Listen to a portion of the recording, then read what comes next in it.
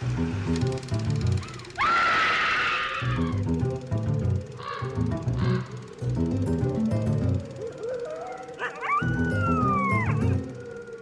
and welcome to Scream Scene, the horror movie podcast where we watch every horror movie ever made in chronological order and then we rank them from best to worst. My name's Sarah. And I'm Ben. Thank you so much for listening to us today. We are now on episode 301. How are you doing today, Sarah?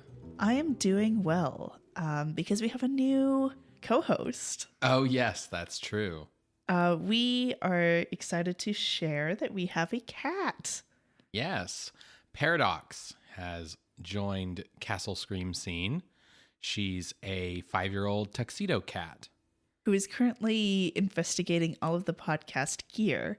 So I think she'll be probably more on the producer side and like behind the scenes. But if you hear little meows here or there, that's who that is. Yeah, she's just adding her opinion about the film. Which, you know, is a perspective that is not often heard. Cats? Yeah, and their perspective on horror. It's very important that we make sure that her voice is heard. Gotcha. What do you think about that, Paradox? Well, she's just cleaning herself. How are you? I'm doing great, Sarah. I'm really excited to watch today's movie. We kind of had like a false start last week, but then you were a little under the weather, and so we decided to push the episode. Yeah, 2-day migraines. Yeah, it was bad. But hey, now we're here. Exactly. But the hit parade of 1960 keeps on coming. And today we are watching 13 Ghosts, directed by William Castle from 1960. So I shared a little bit about this at the end of last episode, but my only exposure to 13 Ghosts is the remake. Right. That I've seen a little bit of because I saw it way too young. Thanks, older sisters. And I just remember being fucking terrified. Oh, hello, Paradox. Paradox is also fucking terrified, I see. Yeah, so that's my only exposure. Have you seen this before? This 13 Ghosts? Yeah. Yeah, so this 13 Ghosts, I would not call terrifying. I would call sort of spoopy is more the vibe. That works since this is the first episode in October. So. Right, yeah. So this is a William Castle movie. Okay. And by 1960, audiences knew what to expect of William Castle. He had kind of built up this brand for himself with sort of a showmanship to rival Alfred Hitchcock with these like gimmick horror movies. And the idea of like William Castle's gimmick horror movies were kind of like entrenched by now in the public consciousness. Like there was a William Castle fan club that was 250,000 members strong across America. Wow. That would, you know, then be mobilized to demand that local theaters book his latest picture. Damn. So like he's doing pretty well, you know, and even like Hitchcock's kind of biting off Castle a little bit with like the way that Hitchcock presented Psycho, and like the trailers for Psycho have a very like William Castle vibe. By this point, Castle was coming up with the gimmicks first and the picture second. That makes sense. So he's on vacation in France with his wife, and he spots an old house for sale on like the coast, like a grand old house on a cliff kind of thing. I hope he went by Monsieur Chateau when he was over there. Monsieur Chateau? Mr. House? Mr. Castle. I see. Got it. Yeah. Okay. There we go. So he spots this old house for sale and he gets an idea. He would buy the house and then have thousands of keys made, only one of which would fit the lock on the door. And the idea would be to give the keys out to attendees of his next picture, with one lucky winner now owning a haunted house in France. Okay. So Castle set to work on writing the script with Rob White, his regular writing partner for his horror movies going all the way back to Macabre. And the story they developed was of a normal family inheriting a haunted house from an eccentric uncle wherein dwelt all these ghosts. Okay, a little bit of a Cat and the Canary origin here. Yeah. So while in pre-production, Castle began to experience severe headaches, and he went to see an ophthalmologist. And there, as lenses were tested, number one, number two, number one, number two, until things were clear and comfortable, Castle came up with an entirely new gimmick for the picture. Okay. The black and white film would be treated with a blue filter, while the animated ghosts would be added in post-production using a red filter. And basically, this is like the same idea that fuels the famous Jekyll and Hyde makeup transition from 1931, but kind of just like writ large. So in the story, the family finds goggles through which you can see the ghosts, like ghost viewer goggles. So when the characters wear the goggles, the audience would look through a special ghost viewer set of like glasses they would be given. And by looking through the blue filter, the ghosts would disappear and you couldn't see them. And that was for audience members who were too afraid to see the ghosts. If you're too scared, you can look through the blue filter and make the ghosts go away. Okay. Whereas the red filter would make the ghosts easier to see. So you'd be seeing the ghosts, like you didn't actually have to use the ghost viewer at all. It was just the red filter would highlight the ghosts, the blue would make it go away, or you could just watch the movie. So what this meant is that for the first time, the gimmick wouldn't be external, like an insurance policy or a flying skeleton or buzzer chairs. It would actually be built into the chemical makeup of the film itself. Castle called this Illusiono, like presented in Illusiono. My goodness. The film cinematographer would be Joseph Birak, who had also shot It's a Wonderful Life, Buona Devil, the first 3D film, Donovan's Brain, and the Vincent Price version of The Bat. And he would go on to shoot Bye Bye Birdie, Hush Hush Sweet Charlotte, Flight of the Phoenix, The Detective, The Towering Inferno, and Airplane. Oh. And its sequel. Airplane 2. The sequel. Yes. For the role of the family's precocious, ghost-sensitive son, Castle got Charles Herbert, who was one of the biggest child stars of the time. He had played Philippe in The Fly 2 years earlier. Okay. And he got Charles Herbert to do this movie by promising the 12-year-old top billing. Oh my goodness. So Charles Herbert gets top billing in this movie. He would only appear in one more feature film before hitting his teen years, which made him uninteresting to casting directors. So this is like his last chance to get some money for his college fund. Yeah, that his parents all spent on him. He worked on TV until he was 21, and then after that, he had no money and fell into kind of like an empty wanderer life of drug addiction. Oh, no. He got sober when he was 56, and thereafter he worked with organizations to support child actors until he passed away in 2015. Second billed in the cast is Jo Morrow, who plays the teen daughter of the family, though she was 21 when the movie was released. Morrow had gotten her start as a beauty pageant contest winner, getting a contract at 20th Century Fox at age 19. After one film at Fox, she switched to Columbia after a Fox exec made a pass at her. Boo. Her best-known film might be 1960's Three Worlds of Gulliver, which featured effects by Ray Harryhausen. She largely retired after the birth of her daughter in 1964.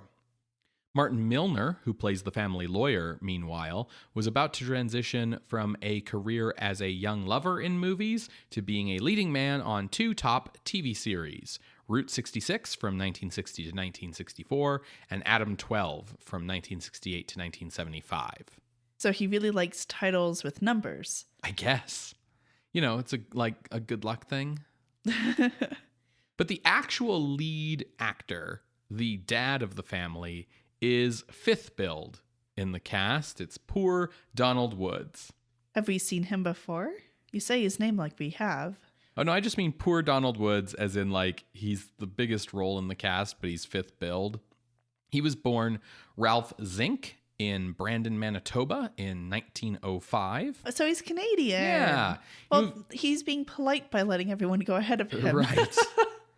He moved with his family to California at a young age, graduated from Berkeley, and began his film career in 1928. He primarily appeared in supporting roles in A pictures or lead roles in B pictures. He even played Perry Mason once in the final film of Warner Brothers' six-film Perry Mason series of the 1930s. But probably the most recognizable performer in the cast to a modern audience is Margaret Hamilton. Do you know who Margaret Hamilton is? No. Okay. Born in 1902 in Cleveland, Ohio, Hamilton was a school teacher before making her film debut in 1933. She worked several years as a character actress before playing the part she is best known for, the Wicked Witch of the West in The Wizard of Oz. Okay, yes, no. Yeah, now I know who you're talking about.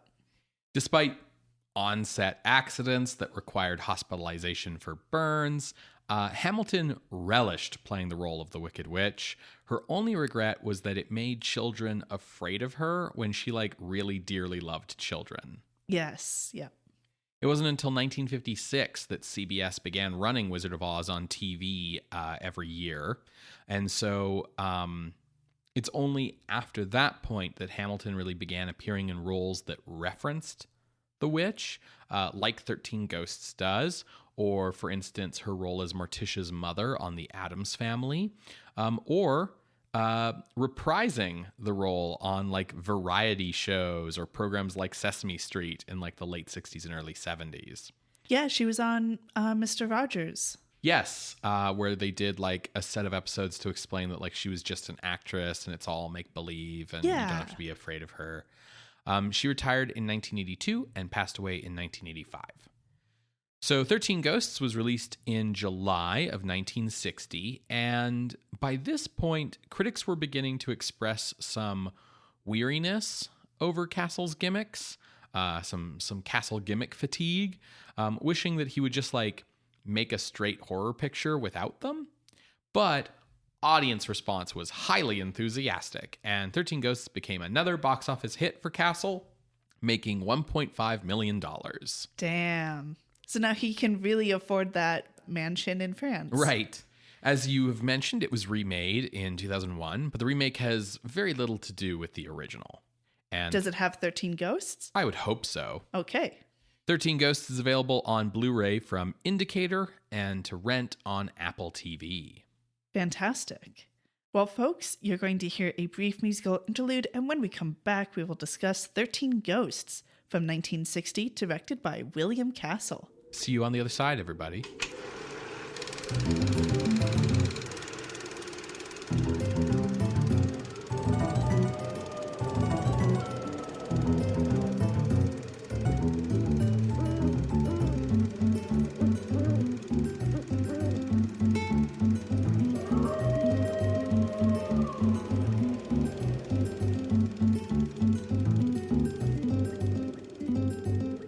Welcome back to Scream Scene, everyone. We just finished watching 13 Ghosts by William Castle from 1960.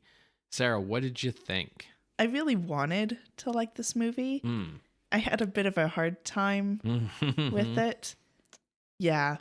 People need to act better. Anyways, what did you think? So 13 Ghosts is what I would... Hey, Paradox. 13 Ghosts is what I would call a kids horror movie. I think it's probably a blast if you are under 10. It's fun. It's not actually scary. Again, unless you're under 10. I think maybe a kid could get freaked out by this the way that I remember getting freaked out by this picture book that had holographic ghosts in the illustrations. That explains so much. But and some of the ghost designs are more ghoulish than others. Yeah, I think that they did push Castle's envelope for the ghouls. But I think you're totally on the money that it's a kid's horror movie. Because I kept thinking about, I want to say it's Invaders from Mars. That's right. Yeah. So, with that in mind, kids' horror movies are still horror movies. Kids need to have horror movies of their own, you know what I mean? And that's valid. But I think, what that means is for adults, I think 13 Ghosts is a fun, spoopy movie. Like, I think it's probably a blast for like Halloween parties and things like that. Especially because you don't really need to be paying attention to it. For sure. Right? It can be going on in the background. Yeah, you just kind of like looking neat. Yeah, you don't need to be following the intricate plot lines. Right. Which are all very like, I think, rote. Like, very easy to telegraph. Yeah, I would say my suspicion about the plotline of this movie is that like they started with the gimmick, so then they had to come up with the 13 ghosts, and then they came up with like the scenes for the various ghosts, and then they like came up with a plot to wrap around all of that. That's just kind of my suspicion. So, yeah, the plot's a little cookie cutter, but let's talk about it. Sure. So we are following Cyrus Zorba and his family.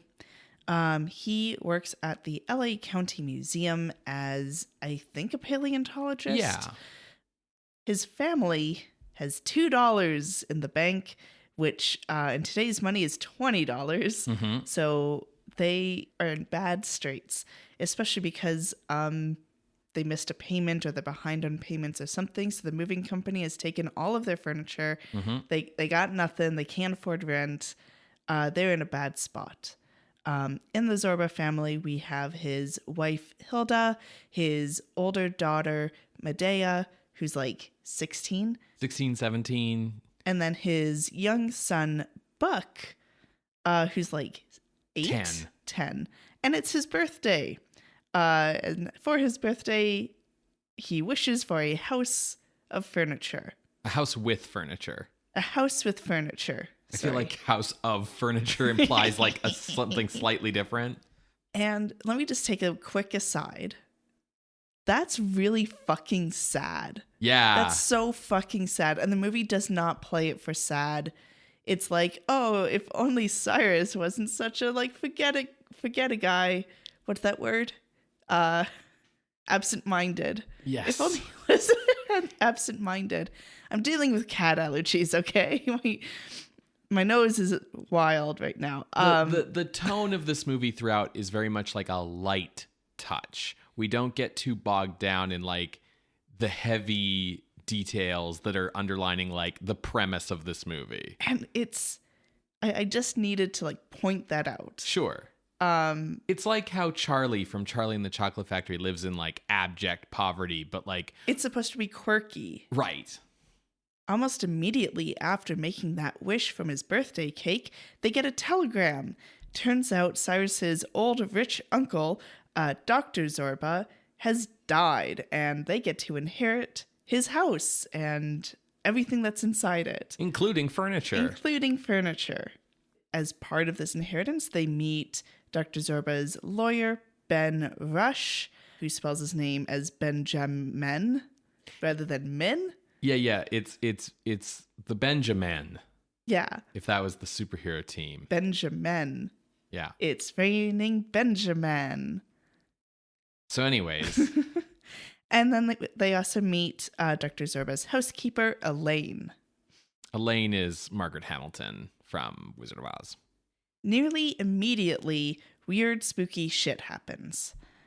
First, Buck finds they call it a Ouija board. Mm-hmm. It's pronounced Ouija. I mean, the official pronunciation. If you really think about it, it should probably be pronounced Ouija, but no one says that. Well, okay. Another aside. Cyrus actually is his son to be like, the name Ouija comes from the French word for yes, oui, and the German word for yes, ja. Right. Which is a misnomer. You can look up the history of it. It's actually just a bunch of nonsense. A guy misreading someone's name and yada yada. Yeah. This isn't the time for the history of the Ouija board. Yeah, that would have been in the context setting had we known that this would be the first appearance of a Ouija board in the podcast. Sure. It might have been in the uninvited. I don't remember. In any case. Yeah, in any case. This episode is also the first appearance of creepy young child with Ouija board, which I'll get into. So they play around with the Ouija board, and the Ouija board's like, yep, there's ghosts here. There's 13, in fact, and we're going to kill you. It's actually a fairly good scene. Later, Buck says that he has seen the ghosts. He knows each of them by name, partly thanks to Elaine, who knows some of the ghosts. And he's like, oh yes, this one in the kitchen is the Italian ghost who like murdered his wife with a cleaver. And over here is like a lion tamer ghost who doesn't have a head and kind of just like nonchalantly is telling the family about these ghosts. Yeah, Buck's pretty like into the ghosts. He's like into ghost stories and stuff. And he's got like a 10-year-old boy's kind of like gee whiz kind of attitude. And he's Gee whiz, Batman. And he's just kind of cool with everything. The idea here is that like Dr. Zorba was like a researcher of ghosts and like, I guess like collected them like Pokemon. Like from around the world and brought them all to his house. Where like him and Elaine did seances and stuff to talk to them. So very briefly, the 13 ghosts are the screaming woman, clutching hands, floating head, flaming skeleton, Emilio, the Italian chef, whose mustache is ghostly. Yes. Like it's white it's comical. So there's the cook, his wife, and her lover. No sign of the thief. There's the executioner and head, the hanging woman, the lion, and the tamer. And ghost number 12 is Dr. Zorba himself, being the most recently dead person in the house. And the number 13 ghost is a mystery. And I basically just want to say that, like, the screaming woman, the flaming skeleton, and I think clutching hands, like, all get, like, their own little sequence. The hanging woman and the executioner get featured. Emilio, his wife, and her lover get featured. The lion and the tamer have a sequence. Dr. Zorba, of course, is very important, as you might expect. I don't remember seeing the floating head really anywhere outside of the beginning and ending of the movie. And it doesn't even look human. It looks like a weird, like, goblin orc man head. No, I remember seeing the head. Okay. Some of these ghosts get more screen time than others, I guess is what I'm trying to say. Like, some of these ghosts get more of a backstory and such. Now, along with this Ouija board and this, like, secret compartment, Cyrus does find, like, a book full of notes written in Latin, which he takes to his boss, who knows Latin inside and out. And it's basically a diary of sorts, and that's how we learn about Dr. Zorba's experiments, that Elaine is actually a medium, and that also, like, the week or so before he died, Dr. Zorba took out all his money into cash and hid it into his house. Now, as I said, these, like, ghostly appearances and apparitions, they start immediately, including Cyrus getting, like, branded with the number 13 on his hand. Yeah. That's the first night. And they stay. Yeah, like, and this is sort of a running thing through the movie, but, like, you know, the Ouija board, like, doesn't just do normal Ouija board stuff. Like, the planchette, like, comes off and starts floating through the air. A painting falls off the wall. Cyrus, like, straight up, like, sees a bunch of ghosts that, like, all light on fire and scream, and then he gets, like, attacked by, like, a flaming pinwheel. And then, like, the next scene is him being like, well, you know, maybe I just imagined it or something. And it's like, this is a lot, my dude. It's a lot, and that's the first night. The second night is Medea's going to bed, and we see, like, some kind of creepy figure covered in cobwebs move through the house and go into her room and spook her. Like kind of a zombie looking thing, like an undead person. Yeah. Now, Ben, the lawyer, has been coming. Why are you laughing? Because you had to add the lawyer so that it was clear you weren't talking about me. Ben, the lawyer, has been coming around the house, and he's, like, trying to make friends. He's trying to date Medea, basically, as well. And it's kind of like a, why are you still around here, my dude? Buck finds a couple $100 on the floor. For context, $200 in 1960 is $2,000 today. And Ben sees that Buck finds this, and he's like, no, this should be our little secret. which immediately, the red flags are going in my head. Yeah. I mean, I was already red flagging, but like... Yeah, because he's like a practicing lawyer who's dating a 17-year-old, maybe. That too. But yeah, it's very much like, hey, 10-year-old, you can have $200 if you just keep the fact that you found this money a secret. Can you imagine what you would do with two grand when you were 10? Yes, I can. Pokemon cards, Ben. So while Buck is, trying to search through the house because this is a secret, there is a seance going on with Elaine as the medium and the rest of the family. And they do get to engage with Dr. Zorba's spirit, who's like, one of you in the house is going to die tonight. Keep in mind that everyone who we have met so far in the movie is in the house, but it's planned to be like their last night there. Cyrus does learn that there's money hidden in the house, but he's like, no, the danger to the family. We're going to leave first thing in the morning.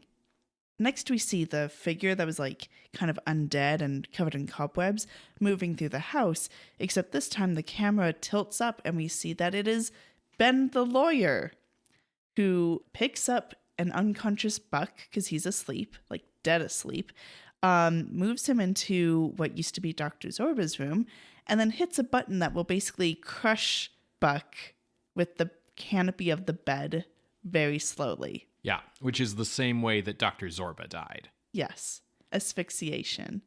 While the canopy is slowly coming down, Dr. Zorba's spirit appears to Ben and is like spooking him and scaring him. Ben is like frozen in fear and is like slowly backing up. And simultaneously, Buck awakes and gets out of the bed just as Ben kind of gets backed up into the bed, and then he gets suffocated. The next morning... And the kid watches all of it. And the kid watches all of this. And then it's the next morning, and like... Hilda's counting like the thousands of dollars they have, and they're like, oh, all's well that ends well. Basically, the house is still haunted. We see that Ben's ghost is now added to the collection. 13th ghost. But, the ghosts are kind of quelled and quieted, and they're going to keep living in this big, awesome house full of antique furniture. And that's the movie. So it's a pretty, standard, I'm going to scare you out of this house in order to steal your inheritance out from under you kind of story. Especially with the Scooby-Doo element of I'm trying to scare you away so I can search for the money. Yeah. That felt very Scooby-Doo. I will say that I do appreciate that while Ben does have this getup to look like the corpse of Dr. Zorba to scare them out, and he's trying to really early on set up this is a house full of ghosts, you don't want to stay here, this is scary, and doing all he can. The ghosts are real in the house. The ghosts we see as red animated figures using our ghost viewers are real, which I think is a nice compromise between the way this plot usually goes, whereas I think especially in a movie that's directed at kids, straight up being the ghosts aren't real would actually be really lame. Yeah, the movie doesn't try to bait and switch. Right. Anytime that you see the ghosts, we have the blue filter. Not with these undead feet, though. Yeah, they're a physically real thing, right? Yeah. And that's your definite first clue that it's not a real ghost. Yeah, and it doesn't try to, as in the movie, doesn't try to lampshade that it actually was a ghost or something like that. If you know what's going on in the movie and you're also familiar with these tropes, it's pretty easy to tell that Ben is the bad guy here from very early on. I mean, again, if you're an 8-year-old or something, you might get surprised. But yeah, for all an of this adult, is to a savvy adult. This. Yeah. I will say the special effects are neat. The red and the blue filters work really nicely. I think the way that they capture the ghosts and integrated them in the blue filter looks really cool. It's just really the people interacting with the ghosts that it falters.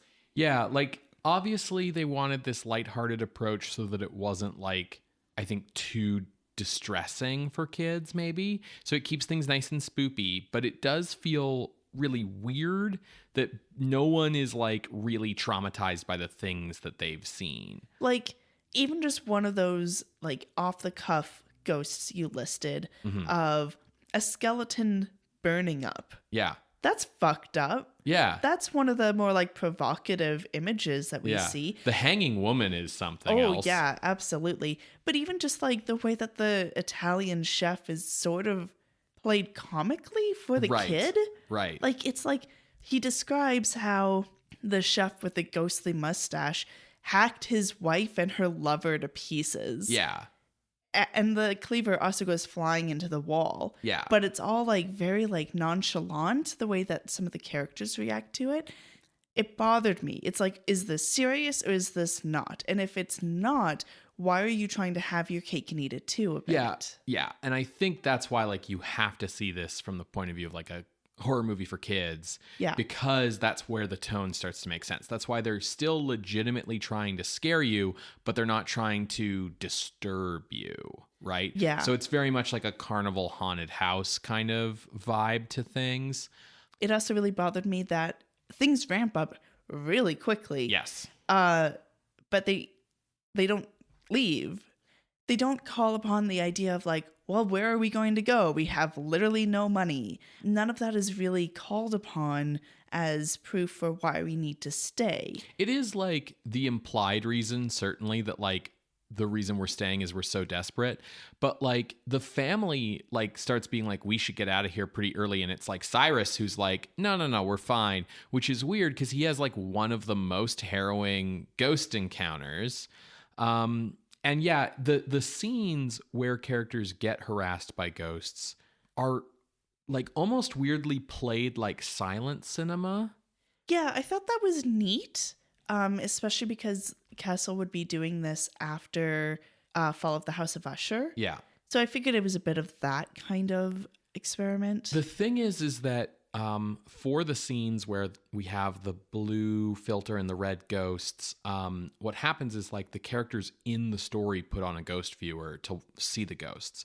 And so by having the characters getting harassed by the ghosts not screaming in the scenes, like they're kind of like just sort of reacting with shocked faces, which is like a legit acting choice. But on the characters, especially on Buck, because he's just a kid, the fucking ghost goggles take up so much of the face that like there's like a very long protracted sequence of like Buck getting threatened by this ghost lion where the tension and the suspense is supposed to be out of the fact that like Buck can't get past the lion to escape.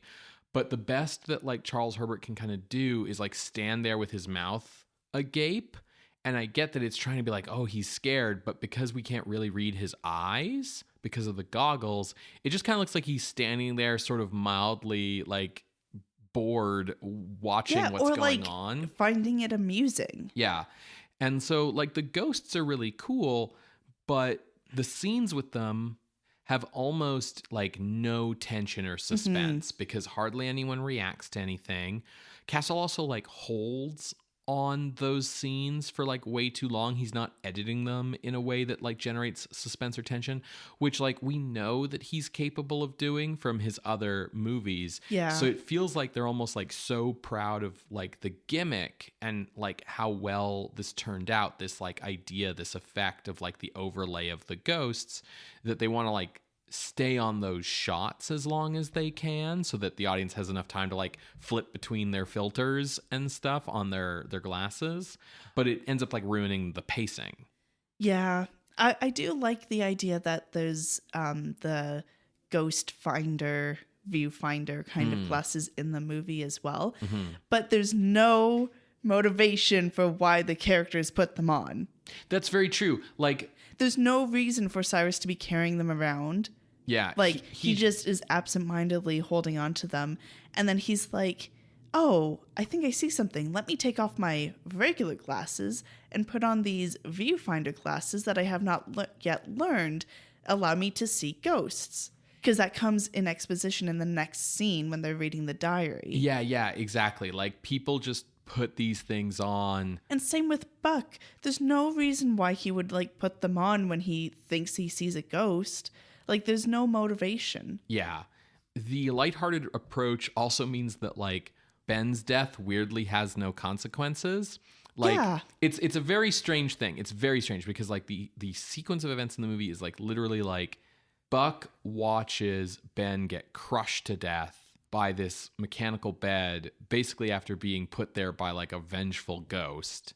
And he screams, and then there's a shot of the parents and Medea coming running into the next room, and we don't actually get a scene of them entering into the room to comfort Buck. We just see them run down the hall and into the room, and then we fade to black, and then we fade up, and it's the next morning, and they're counting their money around the table, and Cyrus is like, yeah, so, you know, Ben was the one who killed Dr. Zorba to begin with, and he wanted all the money that was hidden in the house, but he didn't know where it was, so he got us to, like, take possession of the house so that he could kind of have enough time to, like, screw around and find the money, but he needed to try to convince us to leave, so he was trying to scare us out of the house, and he almost killed, you know, blah, blah, blah, blah, blah, blah, and giving, like, all the exposition, and it's like, well, you know, cool, we're rich now, or whatever, and, like, So even ignoring the fact that, like, Buck should probably be pretty traumatized by watching, like, a ghost kill a man, even ignoring that, and you know, I get it, it's a kid's movie, but how did that go down with the police? Yeah. Like, if I'm the police and I arrive and there's this family in the house and a dead man who is their lawyer, who, like, advised them not to take possession of this house and now is dead, and the family happened to find, like, thousands and thousands and thousands and thousands of dollars just, like, in the house somewhere, it was hidden, and this, like, rich lawyer is dead or whatever, this presumably more wealthy than the family that can't afford furniture lawyer anyways, and the family's like, yeah, so he was trying to scare us out of the house with, like, this ghost stuff, but then, like, he tried to kill our son, but then he got killed by his own, like, weird mechanical bed thing, and then we found this money in a like, in a hole in the wall. Like, as the police, I'd be like, cool, you're all under arrest for questioning, including the weird housekeeper who looks like the witch from Wizard of Oz, or at least Miss Gulch from Wizard of Oz. So, like, let's get you all downtown for questioning in the suspicious as fuck murder of this lawyer. All of that money would be kept as evidence. Yeah. And tied up for years. Yeah, absolutely. Yeah, that money's buying some new horses for the police force, let me tell you that. This is a kid's movie, yes, as we've been saying, yes. And so it all kind of makes sense. Yeah, it all comes out in the wash. I feel like even not dealing with the logistics of Ben's death, it's really weird from even a kid's child psychology point of view that we don't get a scene of, like, the parents comforting Buck after the horrible experience before we move on to, like, the breakfast scene, which feels like it should come after a commercial break. It really does. I don't have anything else to say. Yeah, that's about all I have to say about this one. So 13 Ghosts is a lot of fun. Mm-hmm. You shouldn't expect to be, like, scared by it.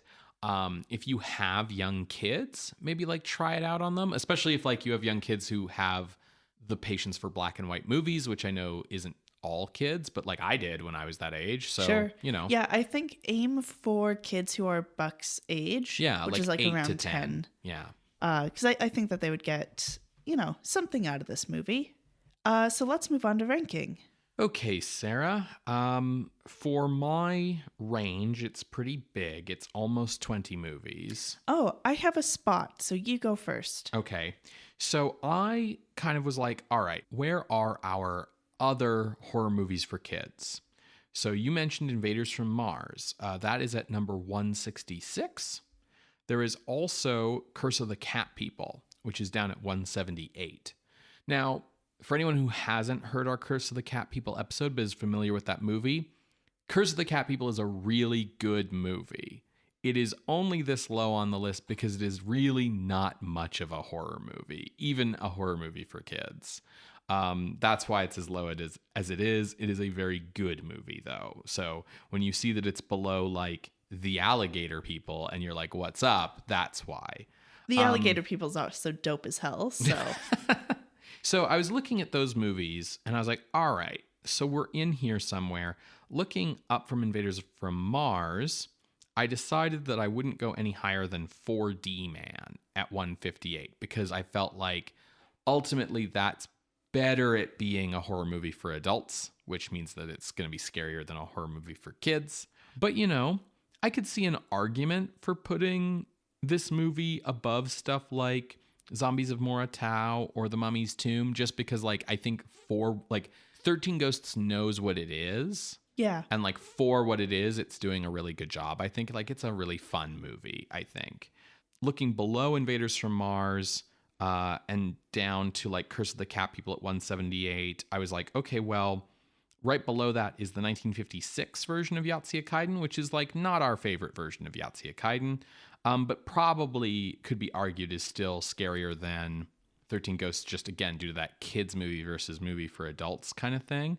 But right below Yahtzee Kaiden is The Lady and the Monster from 1944, which is just like a really kind of boring, lame movie. Not particularly all that good. So that ended up being my range, 159 to 180. Okay. So I appreciate where you were coming from with finding the signposts for other kids' horror movies on the list. I did that with Invaders from Mars, but then I also wanted to have an idea of what were the rankings of Castle's other movies. And House on Haunted Hill is ranked at number 29. Okay. That's his highest movie. Macabre is right below that. And then his lowest ranked movie is The Tingler at number 84. In both cases, I feel like 13 Ghosts is not as good as those. Yeah. I would agree. As much as The Tingler didn't quite work for me, it's definitely better than this movie. Like I said, I think the thing that really holds this one back is the way that focusing on the gimmick ghosts means that the scare scenes don't actually have the impact of like even the gimmicky scare stuff in The Tingler, like the black and white color like thing with the blood in The Tingler. Yeah, but also like the turning off of the lights and Vincent Price coming in. Like, yeah, that movie is made better by its gimmick. It's not just the gimmick. Yes. Which brings me to 4D Man. Also has a gimmick with it. And I felt like 4D Man holds its own even with the gimmick. Yes. It's not just, let me show you this gimmick. Yeah, because it's got like an effective character drama at the heart of it with like the love triangle and the way that this guy like his whole psyche kind of cracks, and like there's a bunch of like really interesting parallelism between him and the other guy in the love triangle that we go into in that episode. Yeah, absolutely. That's episode 279 if anyone wants to go back and listen. Right below that is The Man Who Could Cheat Death from episode 285. That one is unfortunately, you found it boring, and it also kind of stuck too much to its gimmick of the color and of showing ladies' tits. Oh, yeah. Yeah. We found that movie to be honestly very tame. Yeah. And it's very old-fashioned. Old-fashioned and slow-paced and not in a good way. Right. Not in like an atmospheric way. Yeah. So honestly, my spot was right between these two because 13 Ghosts, I like how they use the gimmick. I like how, you know, the characters have their own 3D glasses or whatever. I think how they pulled off the gimmick is neat and cool. And I do like Castle coming back in at the end to be like, you know, if you're scared at night, hold up your glasses. Maybe you'll see a ghost. Like, I like that. But ultimately it can't really surpass itself because it like the gimmick is holding itself back. Well, yeah, because like if, dear listener, you still aren't quite sure like what the vibe of this movie is, the vibe of this movie is like Supernatural Scooby-Doo. Disney Channel original movie. Yeah. Like that's... I'm like, don't talk about Halloween Town that way, but yeah, I think like, you're right. Yeah, like that's the vibe. Like this feels like something that would have been on Wonderful World of Disney on ABC back in the day. So yeah, I mean, this is the top of my range. So yeah, I'm totally in agreement here. So entering the list at the new number 159 is 13 Ghosts, directed by William Castle from 1960. If you would like to see this list, you can go to our website, screamscenepodcast.com. There you can find links to all of the other episodes that we have mentioned today, as well as our appeals box. If you would like to contest this or any other ranking, please drop us a line through our Ask box on Tumblr or reach out over email at screamscenepodcast@gmail.com. Scream Scene updates every Wednesday on Apple Podcasts, Google Podcasts, soon to be YouTube podcasts, SoundCloud, and Spotify. You can subscribe to the show using our RSS feed. Please share the show, review the show, give the show a 5-star rating, tell a friend about the show, talk about it on social media, or head on over to our Patreon at patreon.com/screamscenepodcast, where you can become a patron of the night for as little as $1 a month. Patrons at the $5 and $10 level get access to regular bonus content. And we are in October, which means it is the season for treats, of course. Tricks and treats from your dedicated hosts here at Castle Scream Scene, as we offer every year some extra bonus content.